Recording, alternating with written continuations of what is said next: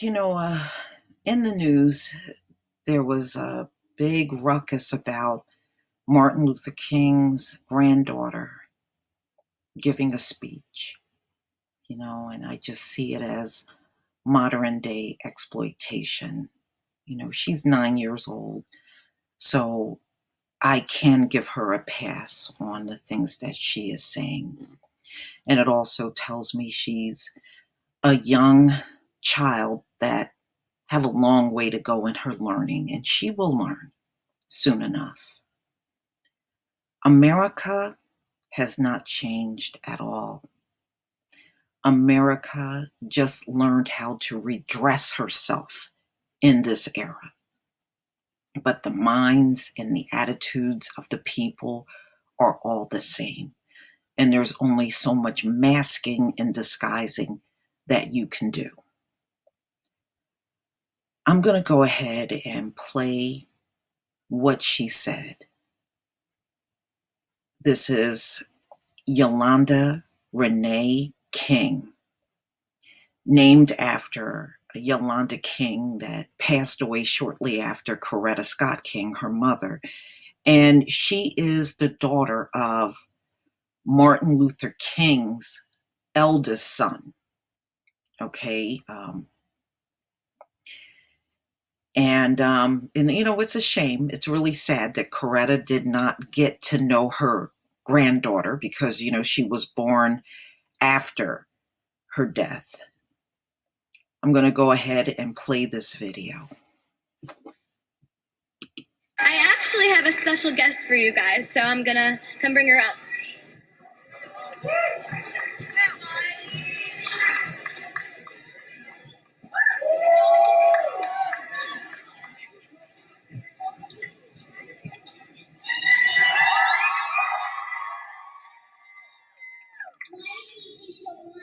Renee King, granddaughter of Martin Luther King and Coretta Scott King.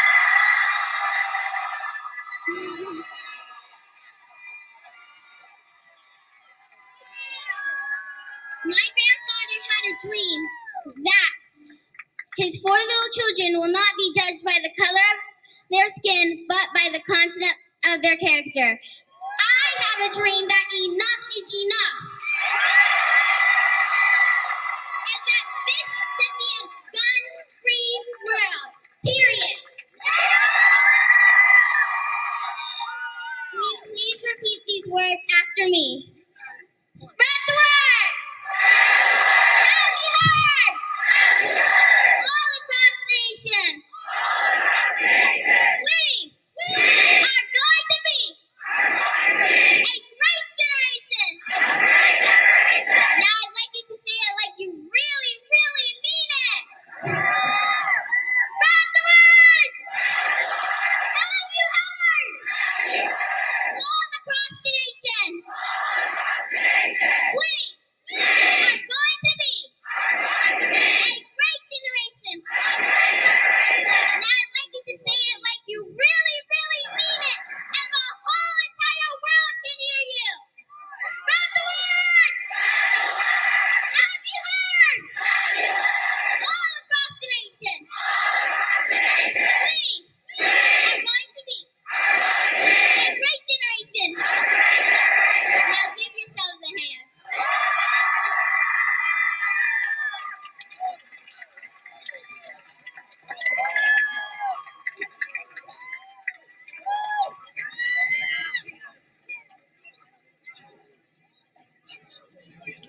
All right. And that pretty much concludes, what she said on stage during this DC rally.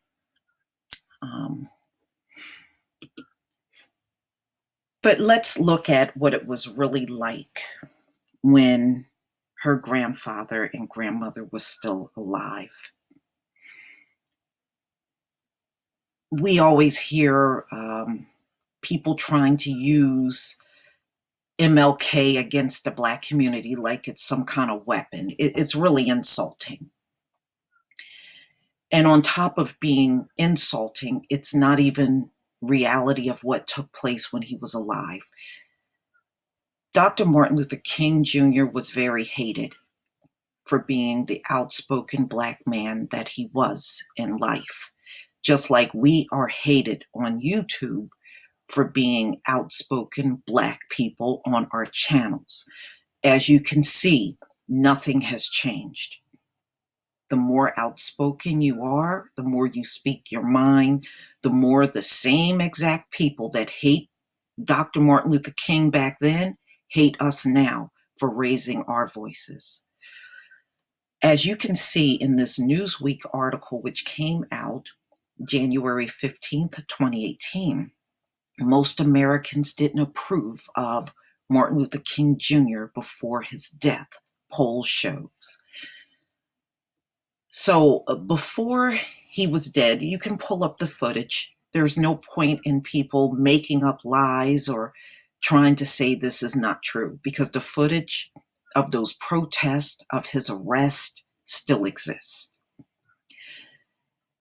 In the years leading up to his assassination, the preacher and civil rights activist was less popular than ever. A 1966 Gallup poll found that almost 2/3 of Americans had an unfavorable opinion of Dr. King, and a third had a positive opinion. A 26-point unfavorable rate increased from 1963. He was not searching for popularity, okay? He was trying to put forward what he thought was the right course of action. And I have no doubt about that. I think what he did, he really in his heart felt was the right thing to do. In his mind, integration and equality was the way for the Black community to go. Do I agree wholeheartedly with that? No. Because as we can see, integration did not turn out to be a good thing for the Black community, but that was all by design and rigging and all types of things that were done. King's popularity began to wane after he received the Nobel Peace Prize in 1964. Carson said that King began to lose his momentum as he moved his attention from civil rights in the South to the North, to Chicago, to tackle segregation and poverty among Black Americans. And this is not the South. This is Chicago. So you can clearly see, just like discrimination existed countrywide back then, it still does today. This is why even to this day, we see the rant videos that are constantly cropping up. And these are from people in different parts of the country. It's not all coming out of the South. So the fact that we were taught that, oh, this only happened in the South is very disingenuous. It's nationwide, ladies and gentlemen. It's one thing to talk about the desegregation of the University of Alabama, he said. It's quite another thing to talk about desegregation of neighborhoods in Chicago. Protest and the venom directed against him in Chicago was unlike anything he had experienced in the South. And that's true. He even said he was actually astonished at the level of racism that was in the North. He couldn't believe it, but we knew there were no differences in the Black community. Unfortunately, there are some people that are very naive. In fact, I had a conversation with a cousin of mine that was born and raised in Georgia, and he was thinking about coming north. And I told him about the racism up in the North.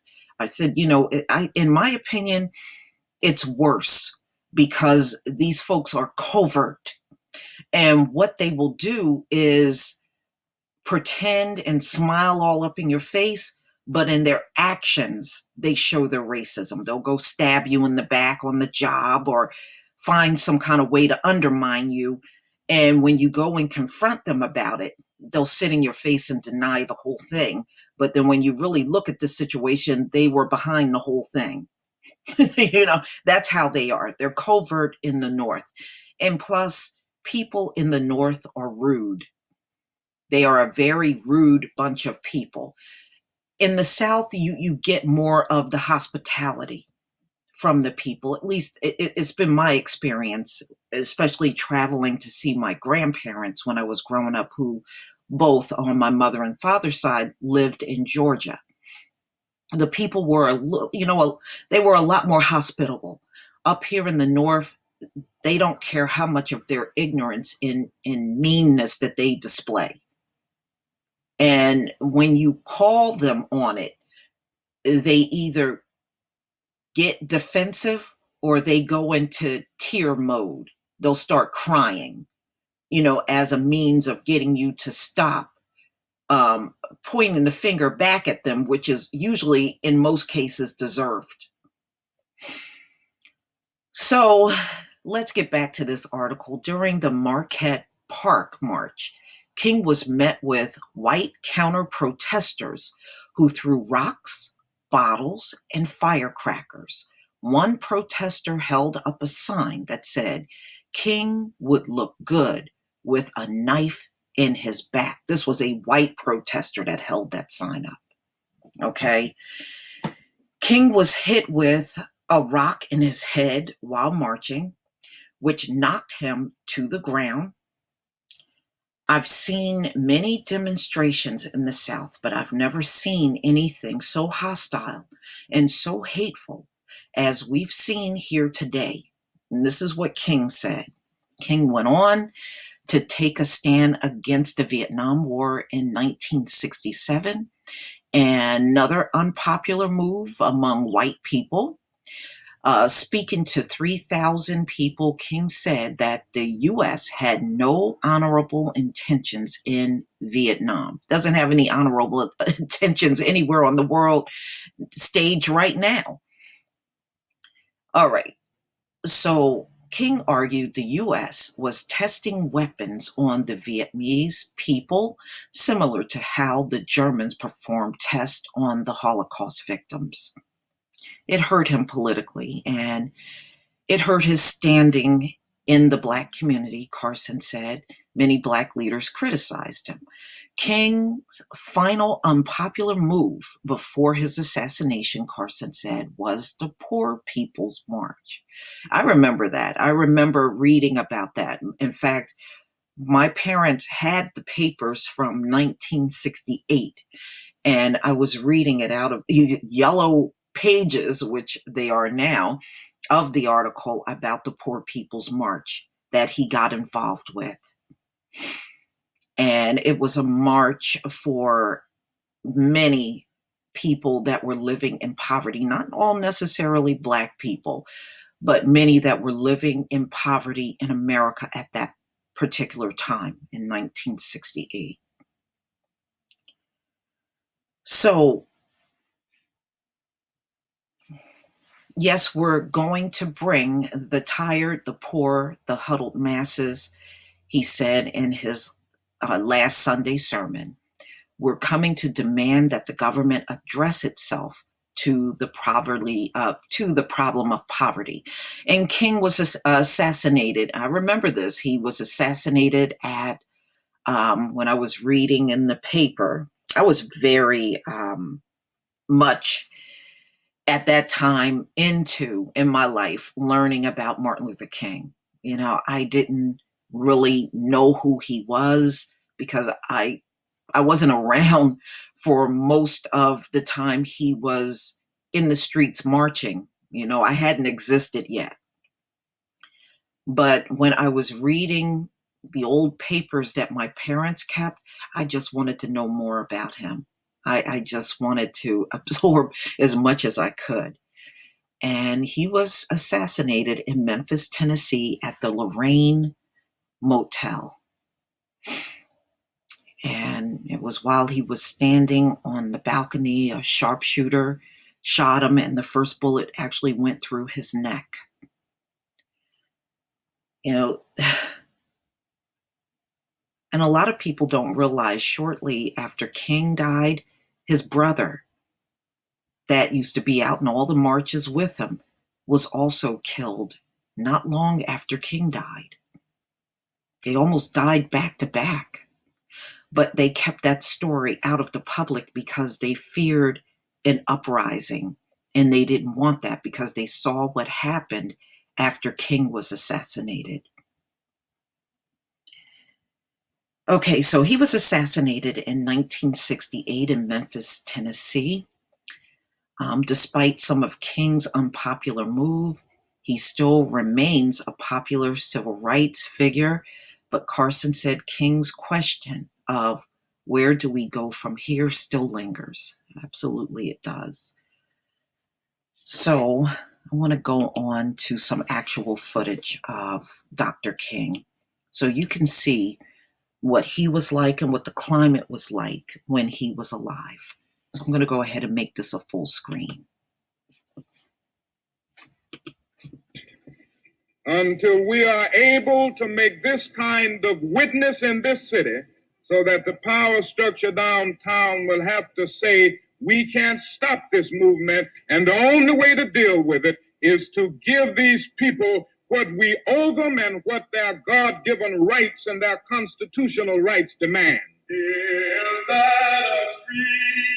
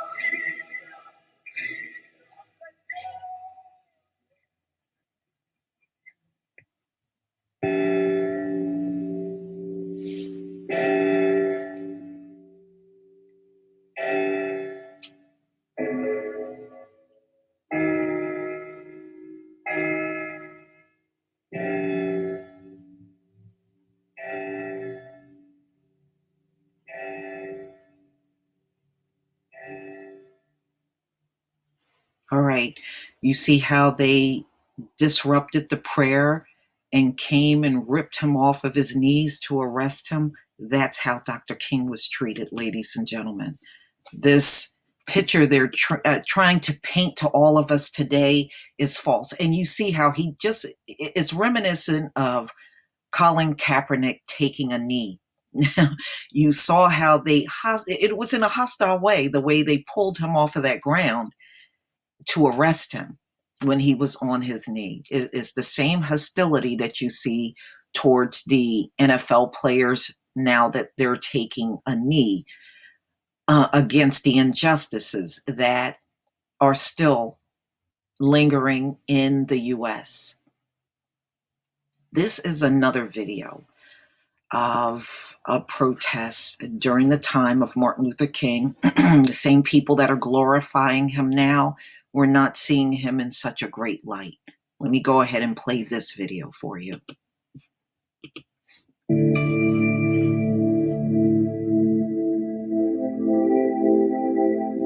They would leave Alabama having survived the bus burnings in Anniston and the beatings in Birmingham and Montgomery. A few days later, they would be arrested and put in jail in Jackson, Mississippi.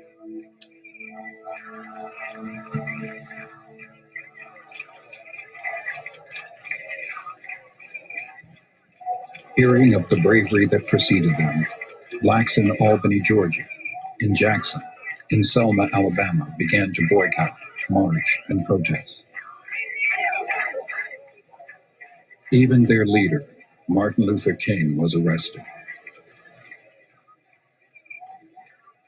It was Good Friday in Birmingham. He responded to white clergy criticizing him for going too far, too fast. When you have seen hate-filled policemen curse, kick, and even kill your black brothers and sisters, and your first name becomes nigger, your middle name becomes boy, however old you are, and you are hired by day and haunted by night by the fact that you are a Negro, living constantly at tiptoe stands, never quite knowing what to expect next, then you will understand why we find it difficult to wait.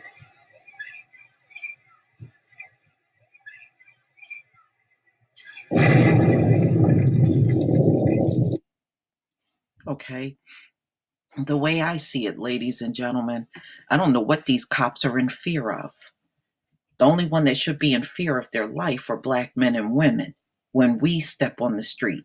In all honesty, I don't see what the cops are in fear of back then, and I sure don't see what they're in fear of today. I believe all of that is just falsehood things just to justify pulling a gun out on a black person. You see, the police brutality was prevalent even in the times of Dr. Martin Luther King, and nothing has changed in America. All right, I'm going to play this footage. And this is in Chicago, 1966, at Gage Park. All-white suburbs. By moving north and by concerning itself with equality in housing and employment, the civil rights movement began to encounter increased resistance, the so-called white backlash.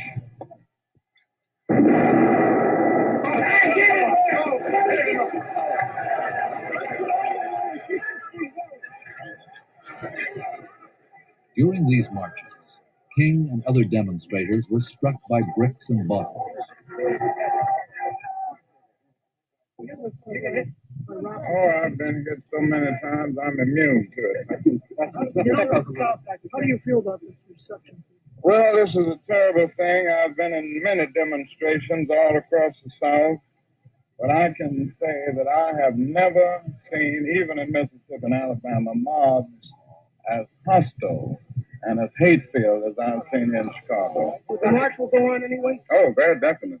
We can't stop the march. We've been going on in a few minutes. You feel you're in a closed society, Dr. King, here in the Southwest side? Oh, yes. It's definitely a closed society. And we're going to make it an open society.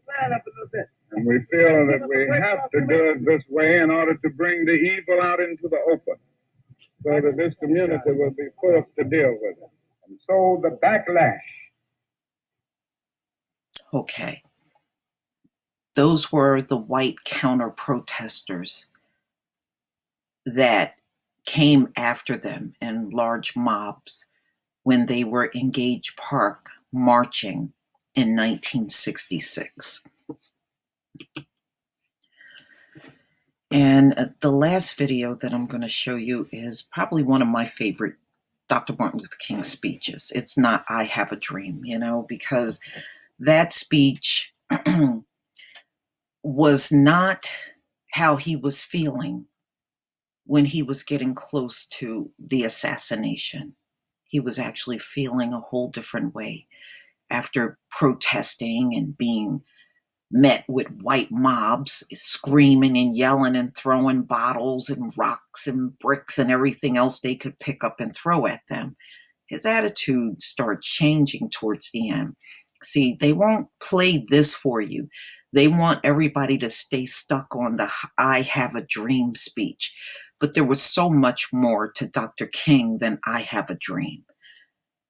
It was so much more that it actually disturbs these people, and they don't want you to know who he really was. He really did change towards the end. You know, he was such a threat, they had to get rid of him. But I'm going to play his burning house speech so you can know how he really felt towards the end. I don't see the answer to our problem in riots. So my slogan is not burn, baby, burn. My slogan is build, baby, build. Organize, baby, organize.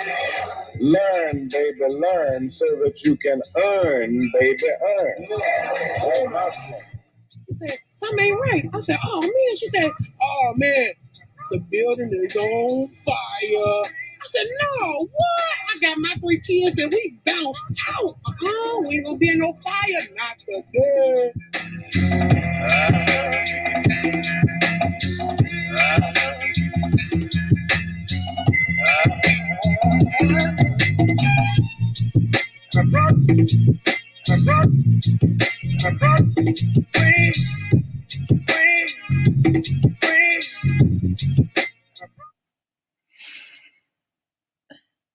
Ladies and gentlemen, you know what the point I'm trying to make here is, don't believe the hype of the picture that's being painted about Dr. King that exists today. The people that are trying to paint this picture had a deep hatred for this man when he was alive, and they wanted to harm him and eventually killed him. So, you know, it makes me chuckle. When I was growing up, the big thing that white people were harping on back then was Dr. King was a communist and Dr. King cheated on his wife. And this is how I felt about those two things. If Dr. King did indeed cheat on his wife, then that's between him and Coretta. It has nothing to do with no one in the white community. Number two, Dr. King,